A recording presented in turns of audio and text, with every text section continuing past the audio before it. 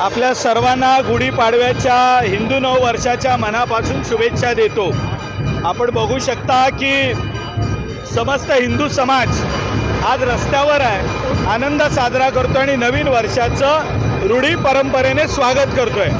काही वर्षांपूर्वी आपल्याला पाडवा म्हणजे काय तर घरी श्रीखंड पुरी पुरणपोळ्या, पण आज तसं स्वरूप न राहता सर्व रस्त्यावर आहेत आणि विशेषतः माझ्या महिला भगिनी फेटा बांधून बुलेट स्कूटी गाड्यांवरती आहेत। कोणी दांडपट्टा चालवतंय, कोणी साहसी खेस खेळतंय, कोणी लेझिम खेळतंय।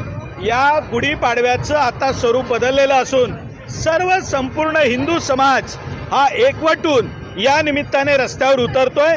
हीच खूप मोठी आनंदाची गोष्ट आहे। बघा असं आहे की हे जे हिंदुत्वाचं वारं वाहत आहे हे मोदी साहेबांमुळेच आहे। संघाचे आमचे 100 वर्ष पूर्ण होत असताना या लाल किल्ल्यावरून संघाचा एक स्वयंसेवक ज्या वेळेला हा झेंडा फडकवतो यापेक्षा दुसरा आनंद असू शकत नाही।